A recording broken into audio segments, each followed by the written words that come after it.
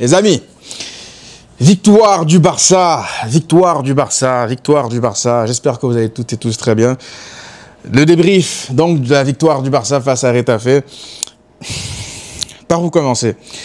Vous savez, d'habitude, dans ce genre de victoire, je viens ici, je vous dis 3 points, mais je suis pas content de la manière, etc., etc., etc. Ou alors, on ne peut que retenir que les 3 points. Ce soir, c'est pas le cas.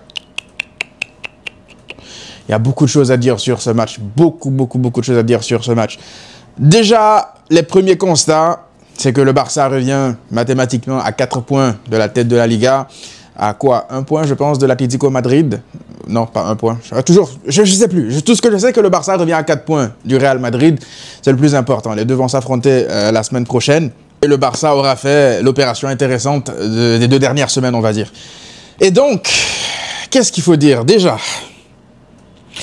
si le Barça n'avait pas gagné ce match, les amis, si le Barça n'était pas revenu avec les 3 points de ce match, je ne serais pas venu ici dégoûté parce que moi, vous connaissez ce que je pense de la Liga. Pour moi, la Liga, ça fait longtemps que je dis, dans ma tête, c'est fini. Si le Barça réussit à revenir derrière, je serai là à faire mon mea culpa, il n'y a pas de souci. Mais dans ma tête, dans mon optique des choses, dans ma vision des choses, je me dis que il y a des manières de perdre certains matchs, il y a des manières d'offrir certains matchs à des équipes. Et là, j'étais parti pour revivre le scénario du match contre Las Palmiers, du match contre Leganés, à voir ce Barça-là qui joue beaucoup plus tôt, 14h, 16h, je sais plus, et qui est soporifique, lent dans le jeu. J'avais le démon. J'avais le démon, pourquoi? Parce que je me disais que si le Barça ne revenait pas avec les 3 points de ce match-là, ça avait quoi comme conséquence déjà, de base? C'est de permettre à des équipes de...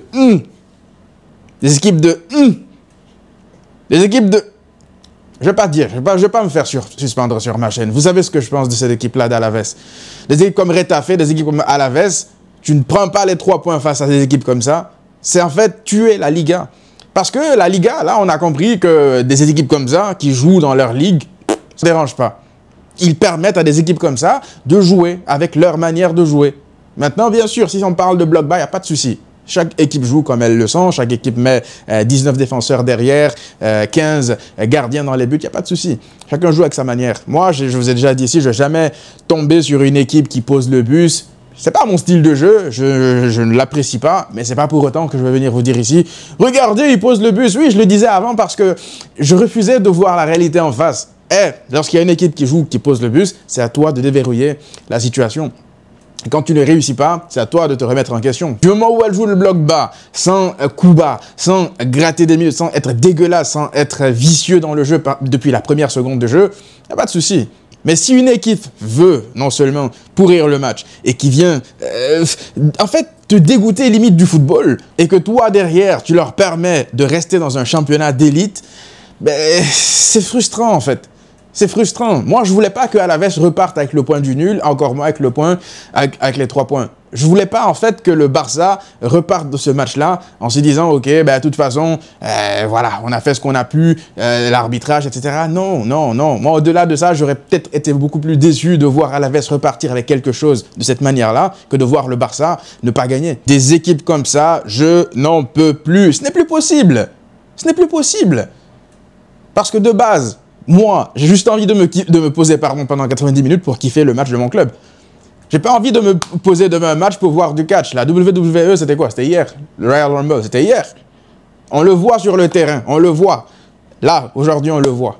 L'arbitre, il est là, il laisse faire. Dès que le Barça... Parce que il y a des joueurs, il y a des supporters qui disent « Ouais, les joueurs du Barça, ils se plaignent pas, ils se font marcher dessus. » Mais ils se plaignent, ils prennent des cartons. Vous voulez faire quoi face à ça? Ils se plaignent, ils prennent des cartons. Aujourd'hui, je pense, quoi, le Barça a 7 fautes. Combien de cartons jaunes? À la veste, je pense, ils ont pris une vingtaine de fautes. C'est n'importe quoi. Même lorsque le Barça récupère un ballon proprement à Lamine Yamal dans les pieds du joueur, ça siffle faute contre le Barça, carton jaune pour Lamine Yamal parce qu'il est frustré, mais il n'y a pas faute. Mais en fait, c'est pour ça que je vous dis que ça m'aurait tellement dégoûté de voir une équipe dégueulasse comme ça repartir avec quelque chose. Parce que ça ferait quoi? Ça ferait que légitimer, en fait, le fait de jouer comme ça.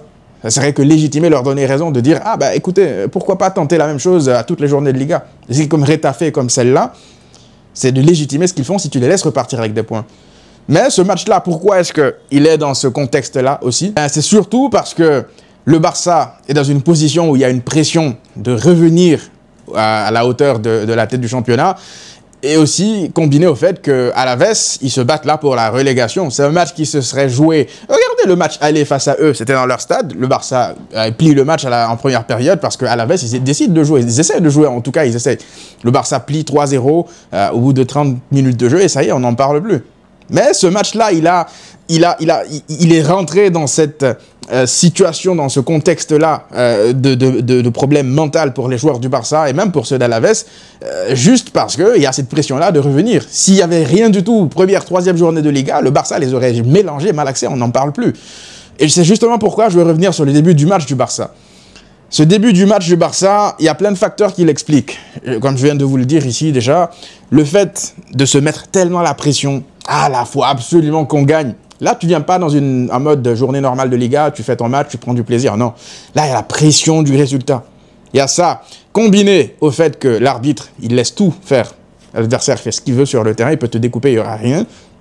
Tu combines ça aussi au fait que l'animation globale du Barça, un Barça qui joue avec la peur, tu avais l'impression que chaque joueur ne faisait que des passes latérales, personne n'avait envie de jouer vers l'avant, ça jouait la sécurité, ça jouait à 2 à l'heure, parce qu'ils avaient peur, il y avait des déchets techniques, du coup quand il y a du déchet technique, les joueurs ils commencent à douter un peu, ils se disent ouais on va calmer, on va essayer de prendre moins de risques, et quand tu fais ça face à des équipes comme ça qui t'attendent bloc bas, ils refusent le jeu, elles n'attendent que tu ne perdes qu'un ballon pour essayer de gratter du temps de jeu, ben tu doutes.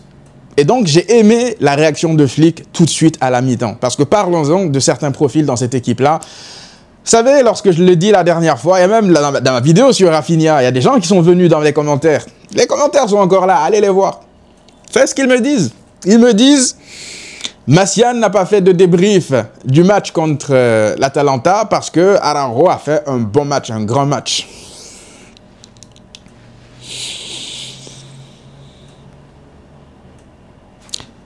Alors, déjà, on va mettre les choses au clair. Si j'avais fait le débrief du match contre l'Atalanta, le premier que j'aurais descendu ce jour-là, ça aurait été Araujo. On est d'accord par rapport à ça? Parce que, vous savez, il y a beaucoup de gens ici, dès qu'un joueur marque un but, un défenseur surtout, dès qu'il marque un but, ça y est. Il a réussi son match, il a fait un grand match. Bravo Araujo pour le but, il n'y a rien à dire par rapport à ça. Il était là à la réception d'un corner, il marque le but. Mais le Barça ne gagne pas ce match aussi, en grande partie à cause d'Araujo.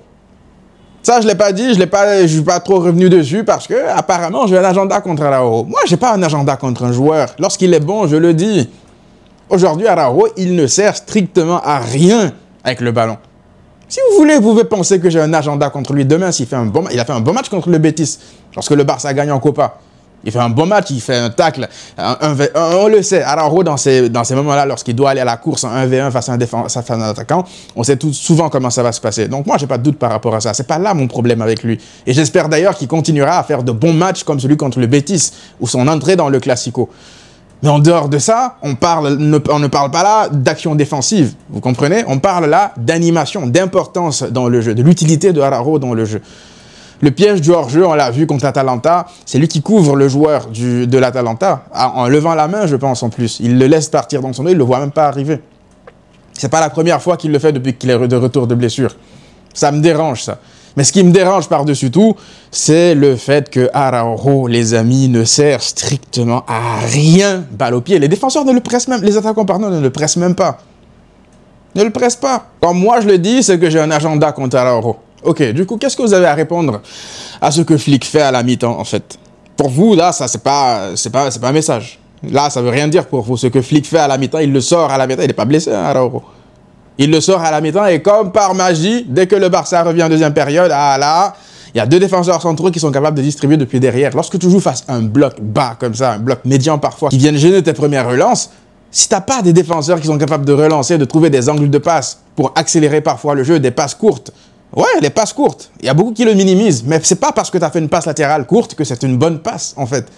Parfois, tu peux faire mine de faire une passe à Koundé, tu fais une passe directement intérieur du jeu pour un milieu, et ça y est, tu as déstabilisé l'équipe d'en face dans son pressing parce qu'elle t'attendait de base à gauche ou à droite sur le latéral.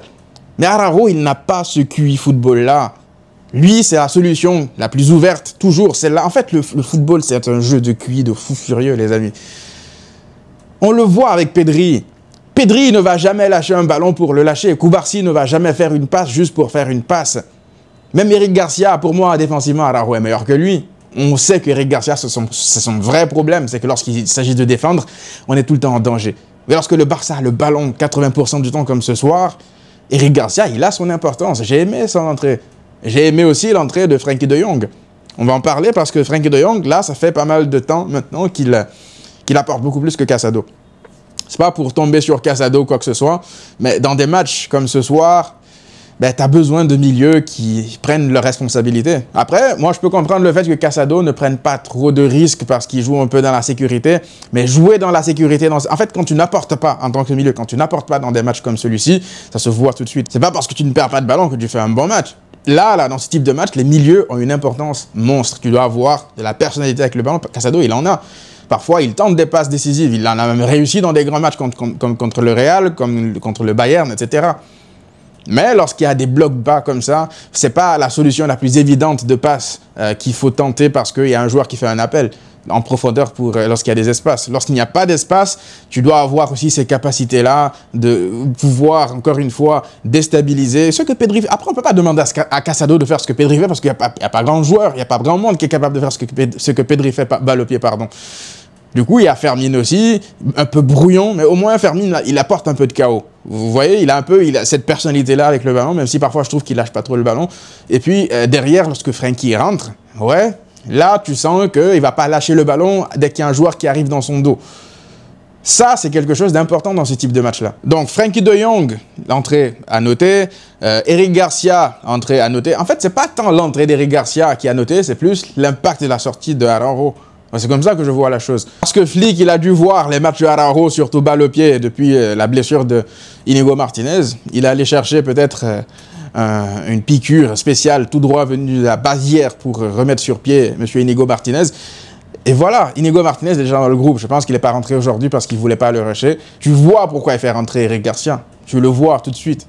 Donc, ce type de match, encore une fois, c'était important de les gagner. C'est pas tout le temps que tu vas jouer avec la manière. C'est pour ça que je vous disais la dernière fois, c'est bien beau de gagner 7-0. On connaît le pic de cette équipe-là. Lorsqu'elle est au maximum, on connaît le potentiel qu'elle a. Elle peut battre absolument n'importe qui.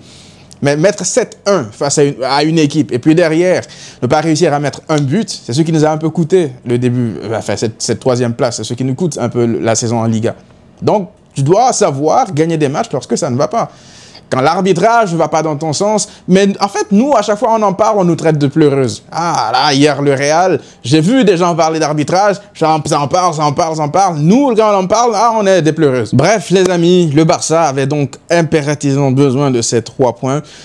C'est pas un match qui me fait peur par rapport à quoi que ce soit dans le contenu, parce qu'encore une fois, c'est un match qui sort de l'ordinaire. Match déjà beaucoup très tôt dans la journée, on sait que le Barça, en règle générale, les joueurs, ils sont en sieste. Puis derrière, l'arbitrage qui s'en mêle, et puis derrière, le Barça qui n'est pas bon dans le jeu. Il y a plein de choses qui font que ce match n'est pas bon dans le contenu. Mais ce match-là, tu l'as perdu il y a 3 semaines en arrière. Ça aussi, il faut se le mettre dans la tête. C'est un match que tu perdais ou que tu ne gagnais pas il y a quelques jours, quelques semaines en arrière. Donc peut-être qu'il y a une progression aussi dans ça. Lorsque tu ne joues pas bien, tu dois gagner des matchs. Tu ne pourras pas à chaque fois mettre des 7-0, des 5-1 lorsque ça ne va pas dans le jeu. Ça peut arriver. Ouais. C'est des matchs comme ça qu'il faut gagner. C'est des matchs comme ça qui te font gagner des titres. Moi, je ne veux pas encore parler de titres. Vous me connaissez, je suis tout le temps pessimiste. J'espère qu'ils vont, encore une fois, me donner tort. J'espère que vous pourrez me dire en fin de saison, Massiane, t'as eu tort. C'est tout ce que je souhaite. Tout ce que je souhaite. Bref, on se retrouve très rapidement pour une nouvelle vidéo. D'ici là, prenez tous soin de vous et à très vite.